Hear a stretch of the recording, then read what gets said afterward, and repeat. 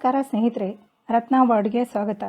ನನ್ನ ಪ್ರೀವಿಯಸ್ ವಿಡಿಯೋದಲ್ಲಿ ಮಾಲ್ಟ್ ಮಾಡೋದಕ್ಕೆ ಬೇಕಾದಂಥ ಪೌಡ್ರ್ ಹೇಗೆ ತಯಾರಿಸೋದು ಅಂತ ಹೇಳ್ಕೊಟ್ಟಿದ್ದೆ. ಈಗ ಅದರಿಂದ ಮಾಲ್ಟ್ ರೆಡಿ ಮಾಡೋದು ಹೇಗೆ ಅಂತ ತೋರಿಸ್ತೀನಿ. ದೊಡ್ಡವರಿಗಾದರೆ 2 ಸ್ಪೂನ್ ಮಾಲ್ಟ್ ಪೌಡ್ರ್ ಬೇಕಾಗುತ್ತೆ. ಚಿಕ್ಕ ಮಕ್ಕಳಿಗಾದರೆ 1 ಸ್ಪೂನ್ ಸಾಕಾಗತ್ತೆ. ನಾನಿಲ್ಲಿ 2 ಟೀ ಸ್ಪೂನ್ದಷ್ಟು ಮಾಲ್ಟ್ ಪೌಡ್ರ್ ಹಾಕ್ಕೊಳ್ತಾ ಇದ್ದೀನಿ. ಇದಕ್ಕೆ 1 ಲೋಟ ನೀರು ಸೇರಿಸ್ಕೊತಾ ಇದ್ದೀನಿ. 1 ಲೋಟ ನೀರು ಸೇರಿಸ್ಕೊಂಡು ಗಂಟುಗಳಾಗದಂತೆ ಸ್ವಲ್ಪ ಹೊತ್ತು ಚೆನ್ನಾಗಿ 1 ಸ್ಪೂನ್ನ ಸಹಾಯದಿಂದ ತಿರುಗಿಸ್ತಾ ಇರಬೇಕು. ಈಗ ಇದನ್ನು ಕುದಿಯೋದಕ್ಕೆ ಇಡೋಣ. ಇದು ಕುದಿ ಬರೋವರೆಗೂ ನಾವು ಕೈಯಾಡಿಸ್ತಾನೇ ಇರಬೇಕು, ಇಲ್ಲಾಂದರೆ ಅದು ತಳ ಹಿಡಿಯೋ ಸಾಧ್ಯತೆ ಇರುತ್ತೆ.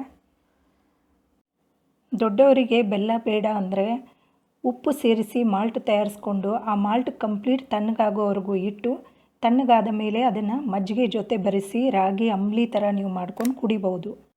ಈಗ ರುಚಿಗೆ ತಕ್ಕಷ್ಟು ಬೆಲ್ಲ ಸೇರಿಸ್ಕೊಳ್ಳೋಣ. ಈಗ ಮತ್ತೆ ಕುದಿ ಬರೋವರೆಗೂ ಕೈಯಾಡಿಸ್ತಾನೇ ಇರಬೇಕು.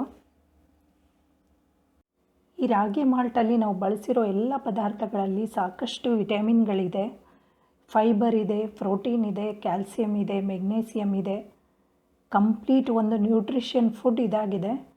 ಸೊ ವೆಯ್ಟ್ ಲಾಸ್ ಮಾಡಬೇಕನ್ನೋರಿಗೂ ಕೂಡ ಇದು ತುಂಬ ಉತ್ತಮವಾದ ಡ್ರಿಂಕ್ ಆಗಿದೆ. ನೋಡಿ, ಇವಾಗ ಕುದೀತಾ ಇದೆ. ಈ ಸಮಯದಲ್ಲಿ ಇದಕ್ಕೆ 1 ಟೀ ಲೋಟದಷ್ಟು ನಾನು ಹಾಲು ಸೇರಿಸ್ಕೊತಾ ಇದ್ದೀನಿ. ಈಗ ಇದನ್ನು ಚೆನ್ನಾಗಿ ಮಿಕ್ಸ್ ಮಾಡ್ಕೊಳ್ಳೋಣ.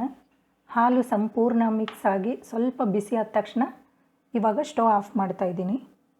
ನನ್ನ ರೆಸಿಪಿ ನಿಮಗೆ ಇಷ್ಟ ಆಗಿದ್ದರೆ ಲೈಕ್ ಮಾಡಿ, ಕಮೆಂಟ್ ಮಾಡಿ, ಶೇರ್ ಮಾಡಿ, ಸಬ್ಸ್ಕ್ರೈಬ್ ಮಾಡಿ. ಮತ್ತೆ ಮುಂದಿನ ವಿಡಿಯೋದಲ್ಲಿ ಸಿಗೋಣ. ಧನ್ಯವಾದಗಳು.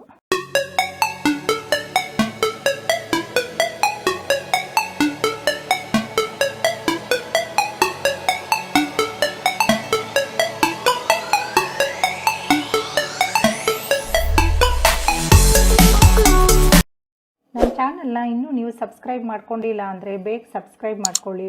ಹಾಗೆ ಪಕ್ಕದಲ್ಲಿರೋ ಬೆಲ್ ಐಕಾನ್ನ ಕೂಡ ಕ್ಲಿಕ್ ಮಾಡ್ಕೊಳ್ಳಿ. ಇದರಿಂದ ನನ್ನ ಮುಂದಿನ ವಿಡಿಯೋಗಳ ನೋಟಿಫಿಕೇಷನ್ ನಿಮಗೆ ಮೊದಲು ತಲುಪತ್ತೆ.